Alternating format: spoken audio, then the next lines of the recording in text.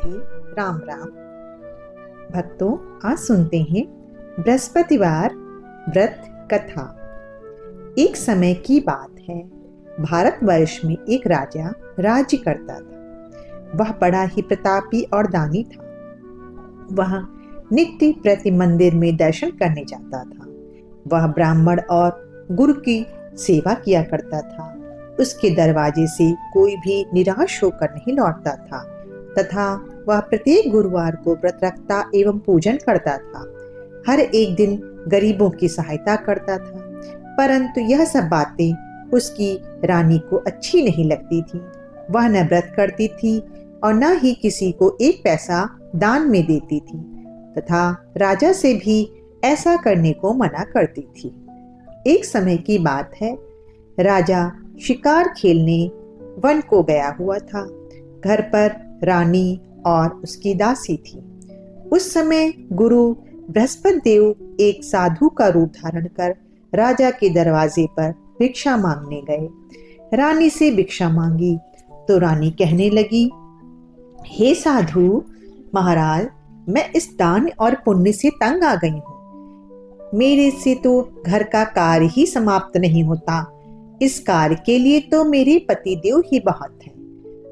अब आप इस प्रकार की कृपा करें कि यह सब धन नष्ट हो जाए तो मैं आराम से रह सकूं। साधु बोले, हे देवी, तुम तो बड़ी विचित्र हो। संतान और धन से कोई कब दुखी होता है? इसको तो सभी चाहते हैं। पापी भी पुत्र और धन की इच्छा रखता है। अगर आपके पास धन अधिक है तो भूखे मनुष्यों को भोजन कराओ, प्याऊ लगाओ, ब्राह्मणों को दान दो, धर्मशाला बनवाओ, कुआं, तालाब, बावड़ी, बाग, बगीचों आदि के निर्माण में योगदान करो तथा निर्धन मनुष्यों की कुंवारी कन्याओं का विवाह कराओ और अनेक यज्ञादि धर्म करो। इस प्रकार के कर्मों से आपके कुल का और आपका नाम परलोक में सार्थक होगा एवं स्वर्ग की प्राप्ति होगी। मगर रानी इन बातों से खुश ना हुई। वह बोली, हे साधु महाराज, मुझे ऐसे धन की भी आवश्यकता नहीं जिसको और मनुष्यों को दान दूं तथा जिसको रखने संभालने में ही मेरा सारा समय बर्बाद हो जाए। साधु ने कहा, हे देवी, तुम्हारी ऐसी ही इच्छा है तो ऐसा ही होगा। मैं तुम्हें बताता हूँ, तुम वैसा ही करना। बृहस्पतिवार के दिन घर को गोबर से लीपना, अपने केशों को धोना, केशों को धोते समय स्नान करना, राजा से कहना वह बृहस्पतिवार को हजामत करवाए, भोजन में मांस मदिरा खाए, कपड़े धोबी के यहाँ धुलने डालना। इस प्रकार 7 बृहस्पतिवार करने से तुम्हारा सब धन नष्ट हो जाएगा। यह कहकर वह साधु महाराज वहां से अंतर्ध्यान हो गए। रानी ने साधु के कहने के अनुसार वैसा ही किया। 3 बृहस्पतिवार ही बीते थे कि उसका समस्त धन संपत्ति नष्ट हो गया और भोजन के लिए दोनों समय राजा का परिवार तरसने लगा तथा सांसारिक भोगों से दुखी रहने लगी। तब वह राजा रानी से कहने लगा कि रानी, तुम यहाँ पर रहो, मैं दूसरे देश को जाऊं, क्योंकि यहाँ पर मुझे सभी मनुष्य जानते हैं, इसलिए मैं कोई छोटा कार्य नहीं कर सकता। देश चोरी परदेश भी बराबर है। ऐसा कहकर राजा परदेश चला गया और वहां जाकर जंगल में जाता और लकड़ी काट कर लाता और शहर में बेचता। इस तरह राजा जीवन व्यतीत करने लगा। इधर राजा के घर रानी और दासी दुखी रहने लगी। किसी दिन भोजन मिलता और किसी दिन जल पीकर ही रह जाती। एक दिन रानी और दासी को 7 दिन बिना भोजन के व्यतीत हो गए। तो रानी ने अपनी दासी से कहा, हे दासी, यहाँ पास के ही नगर में मेरी बहन रहती है। वह बड़ी धनवान है, तो उसके पास जा और वहां से 5 सेर बेझर मांग कर लिया, जिससे कुछ समय के लिए गुजर हो जाएगी। इस प्रकार रानी की आज्ञा मानकर दासी रानी की बहन के पास गई और रानी की बहन उस समय पूजन कर रही थी। क्योंकि उस रोज बृहस्पतिवार का दिन था। जब दासी ने रानी की बहन को देखा और उससे बोली, हे रानी, मुझे तुम्हारी बहन ने भेजा है, मेरे लिए 5 सेर बेझर दे दो। इस प्रकार दासी ने अनेक बार कहा, परंतु रानी ने कुछ उत्तर नहीं दिया, क्योंकि वह उस समय बृहस्पतिवार की व्रत कथा सुन रही थी। इस प्रकार जब दासी को किसी प्रकार का उत्तर नहीं मिला तो वह बहुत दुखी हुई और क्रोध भी आया, और वह लौटकर अपने गांव आ गई और रानी के पास जाकर बोली, हे रानी, आपकी बहन बहुत ही धनी स्त्री है, वह छोटे लोगों से बात नहीं करती। क्योंकि मैंने उससे कहा तो उसने कोई उत्तर नहीं दिया, मैं वापस चली आई। रानी बोली, हे दासी, इसमें उसका कोई दोष नहीं। जब बुरे दिन आते हैं तब कोई सहारा नहीं देता। अच्छे बुरे का पता विपत्ति में ही लगता है। जो ईश्वर की इच्छा होगी वही होगा। यह सब हमारे भाग्य का दोष है। इधर उस रानी ने देखा कि मेरी बहन की दासी आई थी, परंतु मैं उससे नहीं बोली।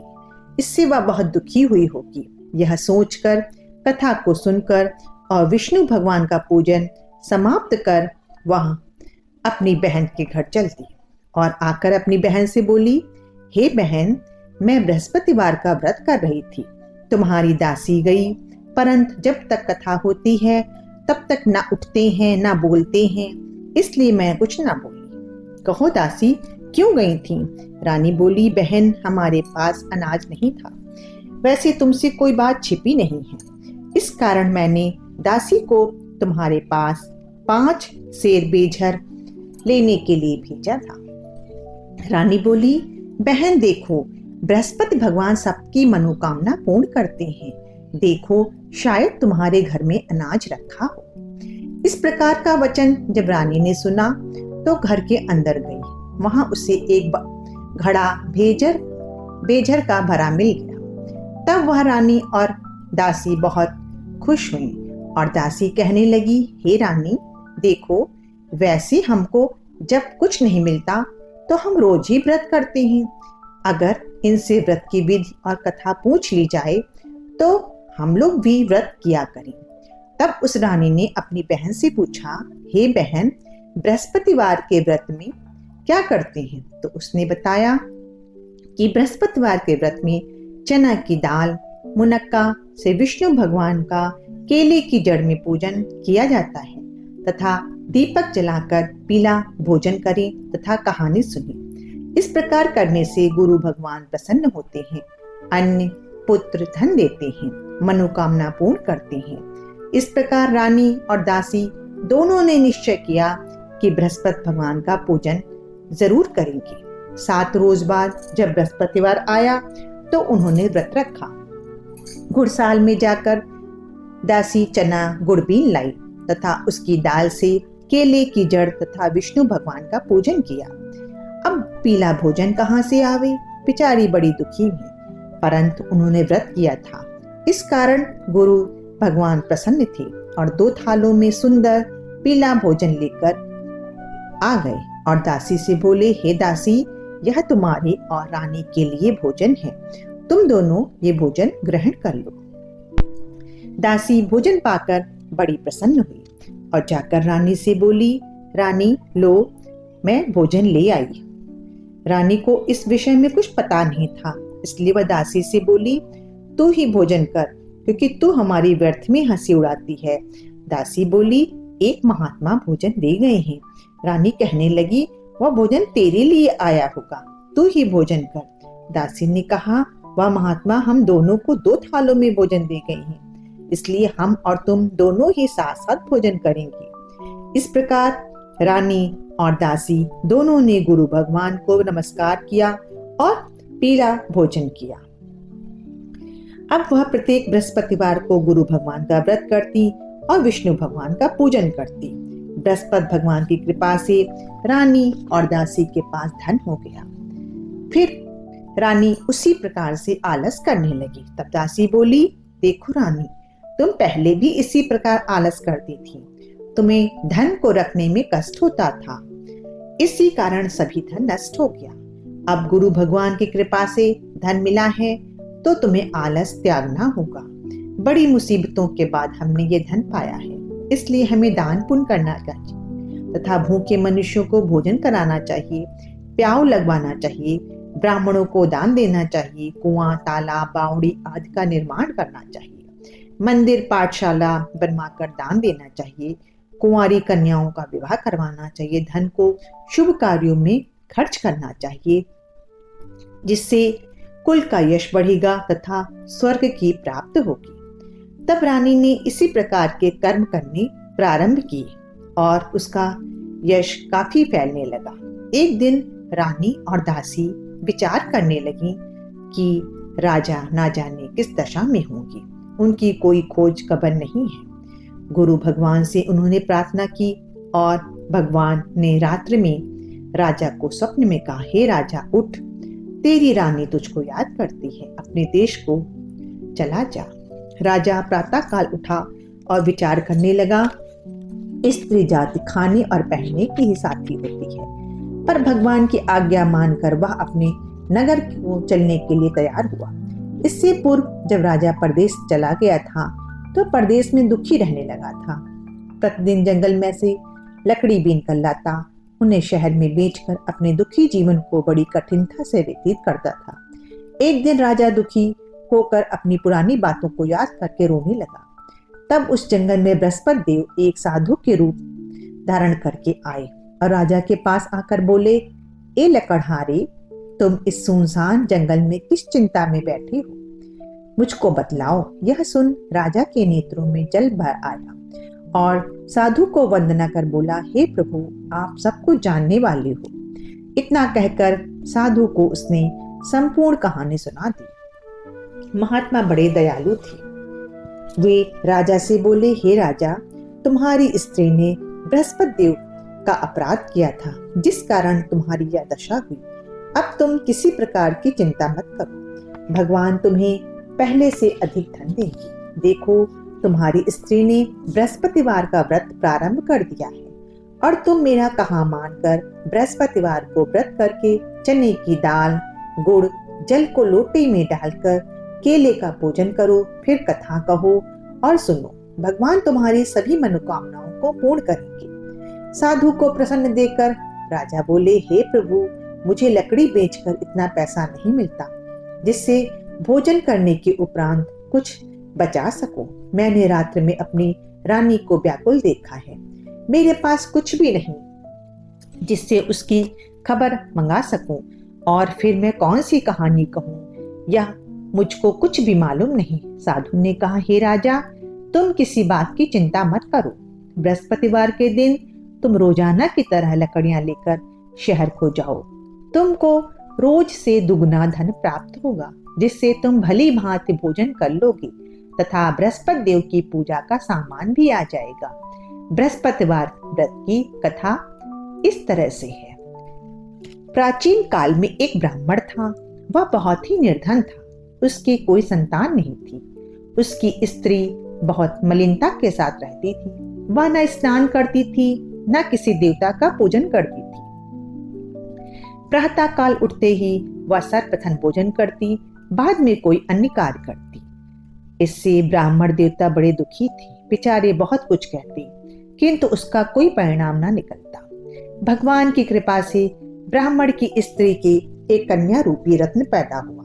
वह कन्या अपने पिता के घर में बड़ी होने लगी। वह बालिका प्रातः स्नान करके विष्णु भगवान का जप करती, बृहस्पति का व्रत करती और अपनी पूजा पाठ को समाप्त करके स्कूल जाती और अपने मुट्ठी में जौ भर के ले जाती और पाठशाला जाने के मार्ग में डाल देती।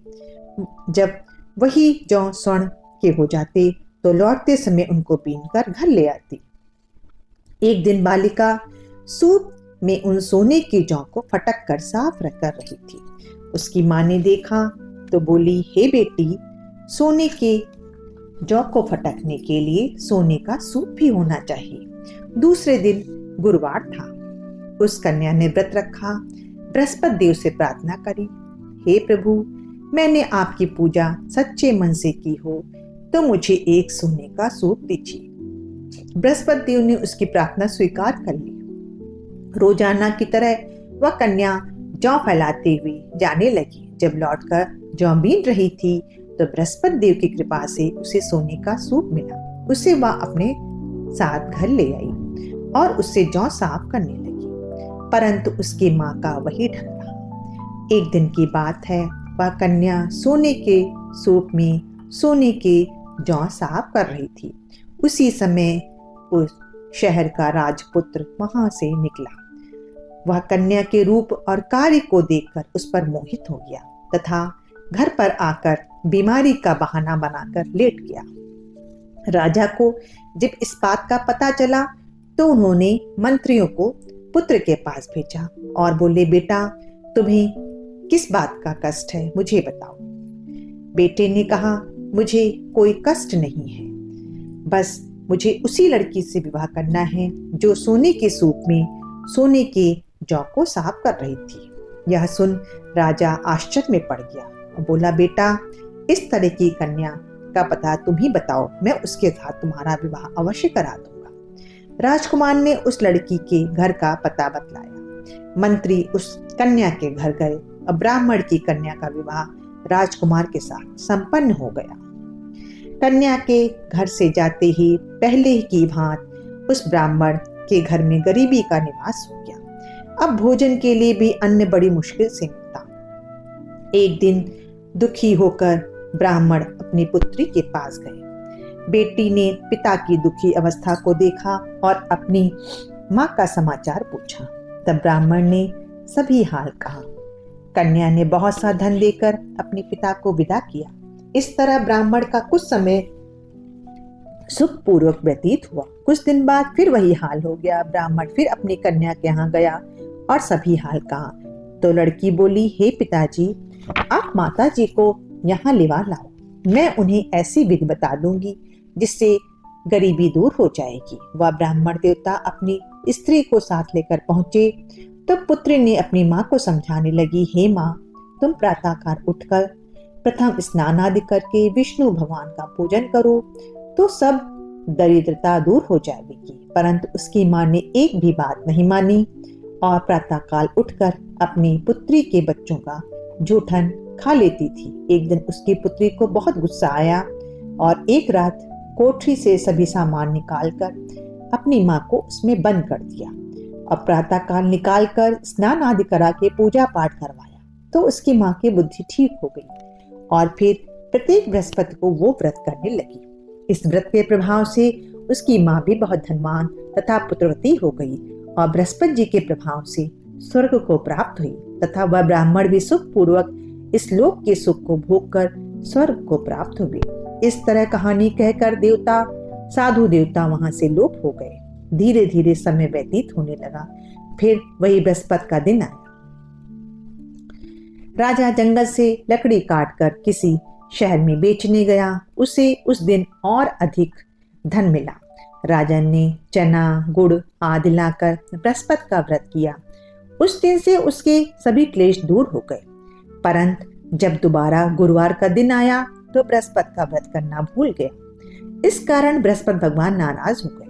उस दिन उस नगर के राजा ने विशाल यज्ञ का आयोजन किया था तथा शहर में यह घोषणा करा दी थी कि कोई भी मनुष्य अपने घर पर भोजन न बनावे तथा आग भी न जलावे। समस्त लोग मेरे यहाँ भोजन करने आए। इस आज्ञा को जो न मानेगा उसके लिए फांसी की सजा दी जाएगी। इस तरह की घोषणा संपूर्ण नगर में करवा दी गई थी।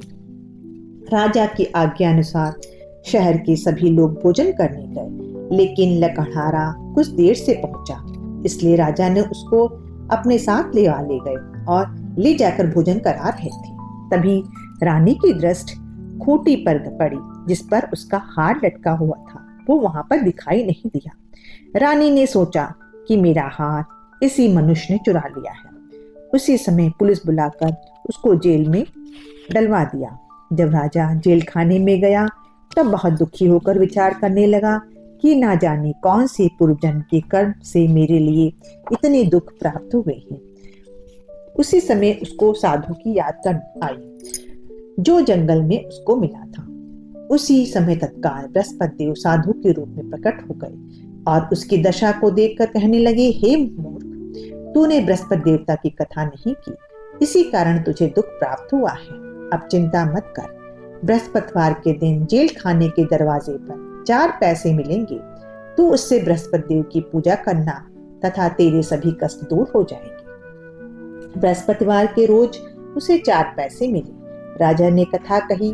उसी रात्र को बृहस्पति देव ने उस नगर के राजा को स्वप्न में कहा, हे राजा, तुमने जिस आदमी को जेल खाने में बंद किया है वह निर्दोष है, वह राजा है, उसे छोड़ देना। रानी का हाथ उसी खूंटी पर लटका हुआ है। अगर तू ऐसा नहीं करेगा तो मैं तेरे राज्य को नष्ट कर दूंगा। इस तरह की रात्रि को स्वप्न देखकर राजा प्रातःकाल उठा और खूंटी पर हाथ टंगा देख कर लकड़हारे को बुलाकर क्षमा मांगी तथा राजा को योग्य सुंदर वस्त्र आभूषण देकर विदा किया। गुरुदेव की आज्ञा अनुसार राजा अपने नगर को चल दिया। राजा जब नगर के निकट पहुंचा तो उसे बड़ा आश्चर्य हुआ। नगर में पहले से अधिक बाग, तालाब, कुएं था। बहुत सी धर्मशाला, मंदिर आज बने हुए थे। राजा ने पूछा, यह बाग, धर्मशाला किसके हैं? तब नगर के लोग कहने लगे, यह सब रानी और बांदी के हैं। तो राजा को बहुत आश्चर्य हुआ और गुस्सा भी आया। जब रानी ने यह खबर सुनी कि राजा आ रहे हैं तो उसने बांदी से कहा, हे दासी, देख, राजा हमको कितनी बुरी हालत में छोड़कर गए थे। वह हमारी ऐसी हालत देखकर लौट न जाए, इसलिए तू दरवाजे पर खड़ी हो जा। आज्ञा अनुसार दासी दरवाजे पर खड़ी हो गई तो राजा आए तो उन्हें अपने साथ लेवा लाई। तब राजा ने क्रोध करके अपनी तलवार निकाली और पूछने लगे, बताओ, यह धन तुम्हें कैसे प्राप्त हुआ? तब उन्होंने कहा, हमें यह सब धन बृहस्पति देव के व्रत के प्रभाव से प्राप्त हुआ है। राजा ने निश्चय किया कि 7 रोज बाद तो सभी बृहस्पति देव का पूजन करते हैं, परंतु मैं रोजाना दिन में 3 बार कहानी कहा करूंगा तथा रोज व्रत किया करूंगा। अब हर समय राजा के दुपट्टे में चने की दाल बंधी रहती तथा दिन में 3 बार कहानी कहता। एक रोज राजा ने विचार किया कि चलो अपनी बहन के वहां हो आए। इस तरह निश्चय कर राजा घोड़े पर सवार होकर अपनी बहन के यहाँ चलने लगा। मार्ग में उसने देखा कुछ आदमी एक मुर्दे को लिए जा रहे थे। उन्हें रोककर राजा कहने लगा, अरे भाइयों, मेरी बृहस्पति की कहानी सुन लो। वे बोले, लो, हमारा तो आदमी मर गया, इसको अपनी कहानी की पड़ी है। परंतु कुछ आदमी बोले, अच्छा कहो, हम तुम्हारी कथा भी सुन लेंगे। राजा ने दाल निकाली और जब कथा आधी हुई तो मुर्दा हिलने लग गया, और जब कथा समाप्त हुई तो राम राम कर वह मुर्दा खड़ा हो गया। आगे मार्ग में उसे एक किसान में हल चलाता किसान मिला। राजा ने उसे देखा और उससे बोला, अरे भैया, तुम मेरी बृहस्पतिवार की कथा सुन लो। किसान बोला, जब तक मैं तेरी कथा सुनूंगा तब तक 4 हरैया जोत लूंगा। जा अपनी कथा किसी और को सुना।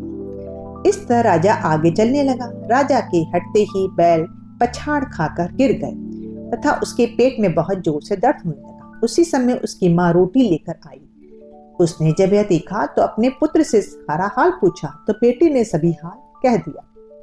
तो बुढ़िया दौड़ी दौड़ी उस घुड़सवार के पास गई और बोली, मैं तेरी कथा सुनूंगी, तू अपनी कथा मेरे खेत पर चलकर कहना। राजा ने बुढ़िया के खेत पर जाकर कथा कही, जिसके सुनते ही वह बैल खड़े हो गए था। किसान के पेट का दर्द बंद हो गया। राजा अपनी बहन के घर पहुंचा। बहन ने भाई की खूब मेहमानी की। दूसरे रोज प्रातःकाल राजा जगा तो देखने लगा सब लोग भोजन कर रहे हैं। राजा ने अपनी बहन से कहा, ऐसा कोई मनुष्य है जिसने भोजन ना किया हो, जो मेरी बृहस्पतिवार की कथा सुन ले? बहन बोली, हे भैया, यह देश तो ऐसा है कि यहाँ लोग पहले भोजन करते हैं, बाद में अन्य काम करते हैं। अगर कोई पड़ोस में होगा तो देखा। ऐसा कहकर वह देखने चल दी, परंतु उसे कोई भी ऐसा व्यक्ति नहीं मिला जिसने भोजन ना किया हो। अतः वह एक कुम्हार के घर गई जिसका लड़का बीमार था। उसे मालूम हुआ कि उनके यहाँ 3 रोज से किसी ने भोजन नहीं किया है। रानी ने अपने भाई की कथा सुनने के लिए कुम्हार से कहा। वह तैयार हो गया। राजा ने जाकर बृहस्पतिवार की कथा कही, जिसको सुनकर उसका लड़का ठीक हो गया। अब तो राजा की प्रशंसा होने लगी। एक दिन राजा ने अपनी बहन से कहा, हे बहन, हम अपने घर को जाएंगे, तुम भी तैयार हो जाओ। राजा की बहन ने अपनी सास से कही। सास बोली, हाँ चली जा, परंतु अपने लड़कों को मत ले जाना, क्योंकि तेरे भाई की कोई औलाद नहीं है। बहन ने अपने भैया से कहा, भैया मैं तो चलूंगी लेकिन कोई बालक ना जावेगा। राजा बोला, जब कोई बालक नहीं चलेगा तब तुम ही क्या करोगी।